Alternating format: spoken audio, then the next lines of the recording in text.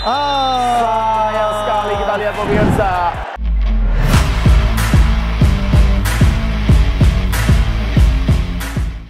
Keputusan wasit jadi sorotan merangkai asa Garuda Muda ke semifinal. Timnas Indonesia baru saja menerima kenyataan pahit digulung Malaysia di laga perdana grup B Piala AFF U23. Padahal skuad Garuda Muda unggul terlebih dahulu lewat gol cantik Ramadan Sananta. Kemudian Fergus Tierney mencetak brace hingga kedudukan berbalik 1-2 untuk Timnas Indonesia. Salah satu gol Fergus Tierney dieksekusi lewat titik penalti pada menit ke-54. Inilah yang disayangkan oleh pelatih Timnas Indonesia Sintayong. Di mana Coach Sintayong mengkritik kinerja wasit Hiroki Kasahara. Ia menganggap wasit salah kasih keputusan penalti di laga Timnas Indonesia versus Malaysia semalam. Bisa dikatakan sepak bola ditentukan oleh momentum dan saat diganjar penalti terjadi kerugian besar. Pemain saya masih muda dan masih minim pengalaman. Ini akan jadi pelajaran ke depan. Mungkin wasit salah dalam menjatuhkan penalti. Kami akan meninjau lagi melihat apakah jelas penalti, kata Sintayong. Dengan kekalahan di laga perdana, Timnas Indonesia U23 menjalani skenario yang tidak diinginkan untuk bisa melaju ke semifinal Piala AFF U23 2023. Jalur pertama, Timnas Indonesia U23 untuk lolos ke semifinal Piala AFF U23 2023 adalah dengan menjadi juara grup B. Jika mau berhitung peluang Indonesia di jalur ini cukup kecil. Bukannya mau meremehkan Timor Leste, namun dengan materi pemain yang mereka miliki sulit untuk mengalahkan Malaysia di laga ini. Kemudian jalur yang kedua adalah Timnas Indonesia harus menang besar atas Timor Leste dengan selisih gol yang cukup besar. Di sisi lain, kekalahan atas Malaysia memperlihatkan jika permainan Indonesia masih kurang efektif. Bisa dibilang rapor merah didapatkan oleh anak buah Sintayong, terutama di lini belakang yang beberapa kali melakukan kesalahan. Deretan pekerjaan rumah Sintayong bersama skuad Garuda Muda.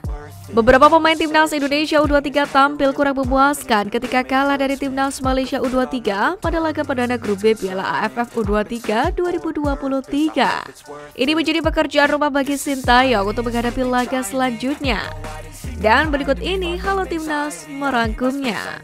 Pertama, Kade Arel. Berdua dengan Muhammad Ferrari di jantung pertahanan, Kade Arel sering melakukan kesalahan. Dalam beberapa momen, bek berusia 18 tahun ini terlihat buru-buru dalam mengirimkan umpan, sehingga mudah dipatahkan pemain lawan. Salah satu momen paling mencolok ialah ketika dia melakukan kecerobohan di kotak penalti. Kedua, Muhammad Ferrari. Performa Muhammad Ferrari pada laga ini masih jauh dari harapan.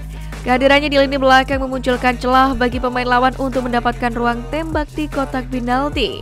Momen ini tepatnya terjadi pada menit ke-63, yakni saat pemain Timnas Malaysia U23 mengirimkan umpan silang ke penyerang naturalisasi Fergus Tierney. Ferrari tak memberikan pengawalan yang ketat.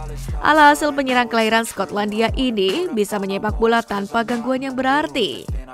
Ketiga, Muhammad Ragil. Penampilan pertamanya bersama skuad Garuda Muda juga tidak begitu memuaskan. Ini tak terlepas dari usia pemain jebolan program Garuda Select ini yang baru menginjak 18 tahun. Dari segi potensi, Ragil memang menjanjikan, namun penampilan masih jauh dari standar. Dia belum bisa mengemban tugas berat untuk mendampingi Ramadan Sananta di lini serang Timnas Indonesia U23. Pada laga semalam, Ragil pun masih terlalu sering kehilangan momentum. Dia belum bisa mengambil keputusan dengan cepat dan cermat. Segrup dengan Sintayong, pelatih Timor Leste luapkan keresahan. Pelatih Timor Leste U23 Pak Sunte memiliki nasib yang sama dengan Sintayong karena skuad yang dilatih tak dihuni pemain terbaik. Timor Leste tidak bisa diperkuat pemainnya, Gali Freitas karena tidak mendapatkan izin dari PSIS Semarang. Situasi demikian pun membuat Pak sulit meramu taktik terbaik agar mendapatkan hasil maksimal dalam pertandingan. Saya tidak dapat membawa sejumlah pemain yang saya inginkan karena mereka bermain untuk klub saat ini di Liga Domestik, kata pelatih Timor Leste Pak Sunte. Pak pun mengomentari kondisi yang sama dialami oleh dua pesaingnya di grup B yaitu Timnas Indonesia U23 dan Malaysia. Timor Leste sendiri akan menghadapi Indonesia dalam pertandingan perdana mereka di grup B pada Minggu mendatang. Jelang perjumpaan ini, Pak Sunte memuji kualitas Indonesia sebagai sebuah negara besar di persepakbolaan Asia Tenggara. Menurutnya Indonesia juga mampu menyatukan para pemainnya secara cepat sesuai keinginan. Kemampuan inilah yang ingin ditiru oleh Timor Leste. Sementara itu, Pak Sunte tidak berbicara muluk-muluk soal target untuk Timor Leste.